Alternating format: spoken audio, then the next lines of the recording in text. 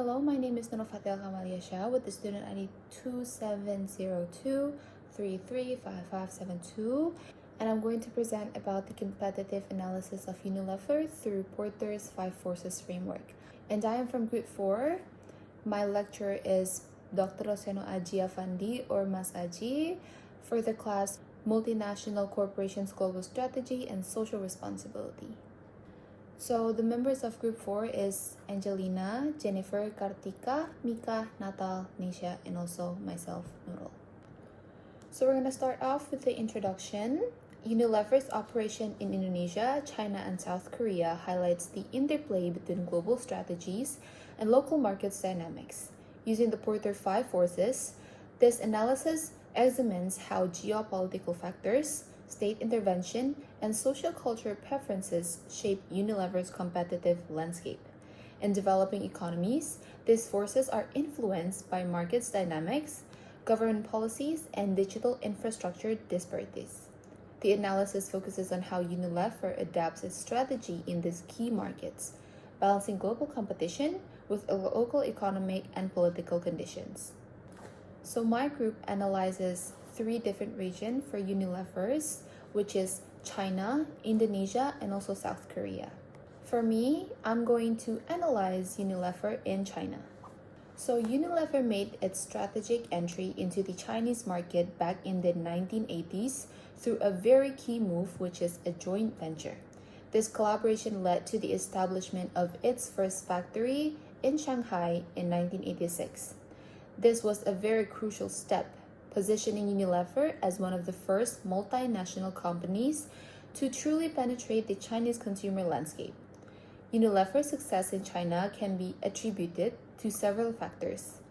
It's consistently been one of the Unilever's top 3 global growth markets, driven by a strong emphasis on product innovations tailored to local preferences, the strategic localization of its brands, and a keen understanding of e-commerce and digital marketing. Furthermore, a significant investment in modern production facilities and a robust research and development centers have fueled its expansion. The core motivation behind Unilever's ongoing expansion in China is truly clear, which is to be a market seeker and efficiency seeker, which constantly looking for new opportunities and optimizing operations.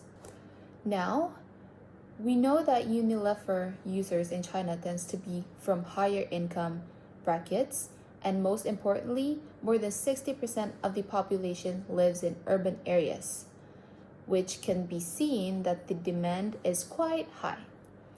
This signifies a large accessible market segment with disposable income, making them ideal consumer for Unilever products. Their products are widely available across various stores, reflecting a strong distribution network. Unilever's personal care products such as Dove and Vaseline are particularly popular in China itself.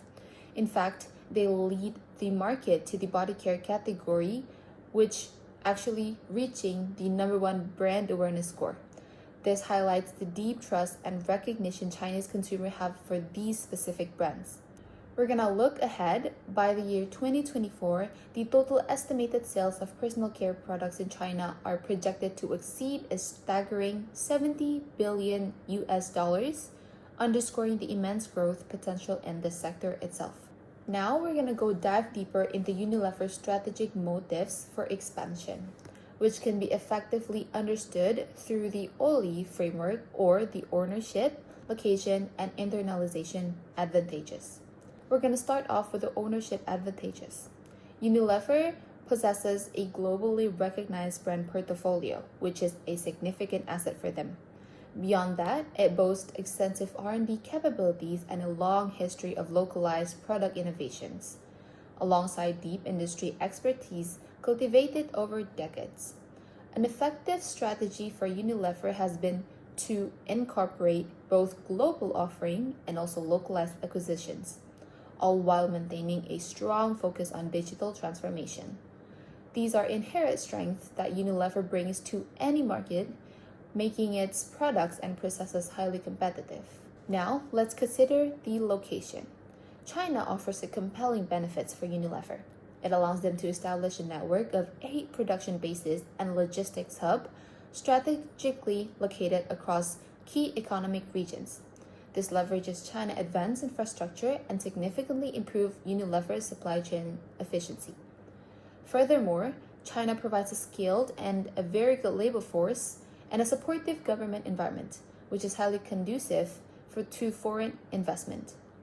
These factors makes China an exceptionally attractive location for large-scale operations. Now we're going to move on to the internalization. Unilever's decision to internalize its operation in China is predominantly through wholly owned subsidiaries. This approach offers significant benefits, primarily by allowing a control over intellectual property and also product quality. This ensures global brand consistency and protects Unilever's proprietary knowledge and processes, which are critical in a competitive market.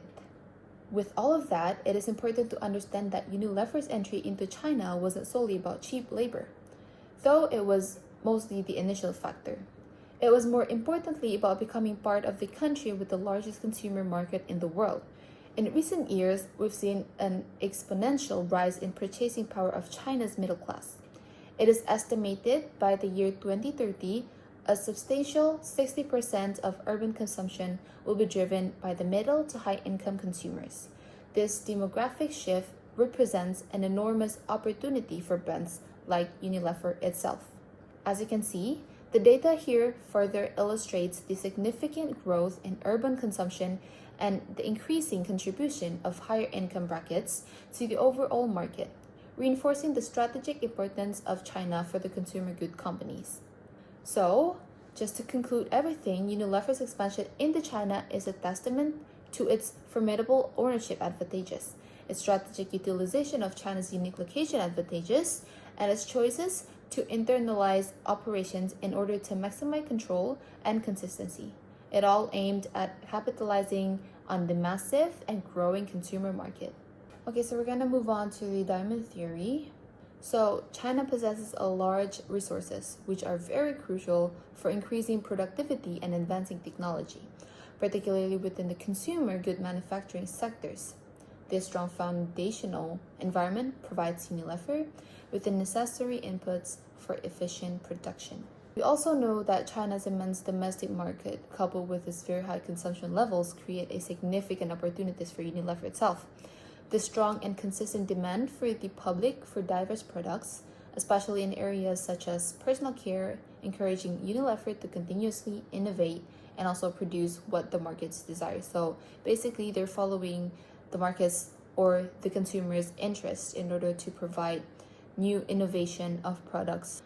And we're going to move on to the related and supporting industries.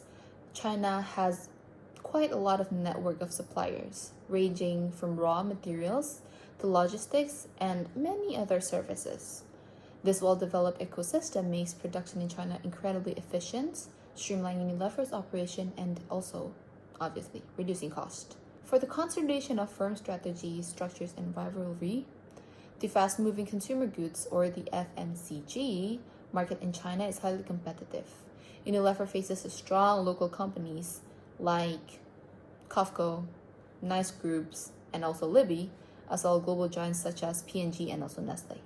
This intense rivalry prompts Unilever to continuously innovate products and adjust its marketing strategies in order to maintain consumer loyalty and also market shares. Governments also play a significant role.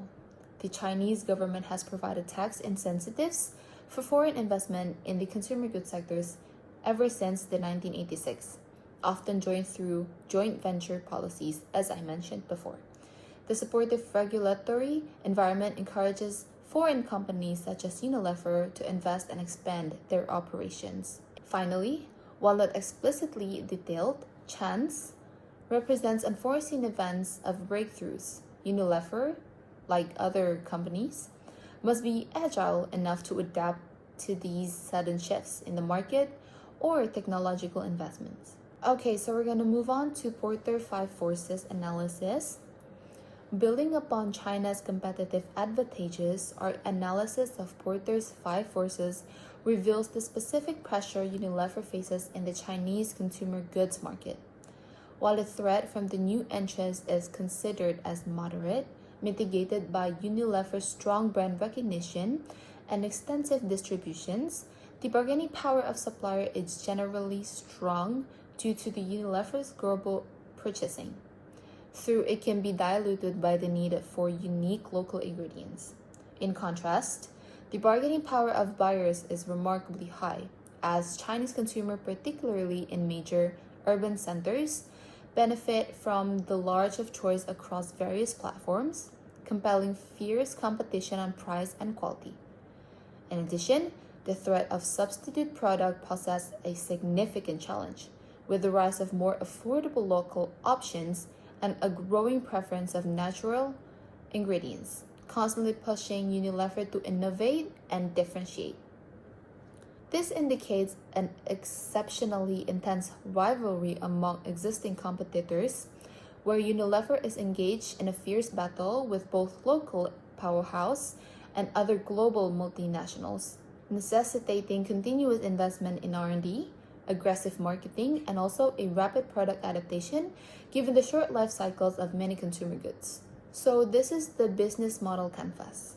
So the Unilever's BMC is comprehensively structured to deliver value across diverse customer segments, from the rural areas to high income levels, particularly targeting those who embrace online shopping and new trends, as well as individuals seeking healthier or natural premium options. Their value proposition centers on providing a blend of local and global consumer goods, focusing not just on profit, but also on people through local employment and community support, planet by reducing environmental impact. This value is delivered through a large multi-channel strategy, including major online stores such as JD.com, big supermarkets, small local shops, and also social media selling.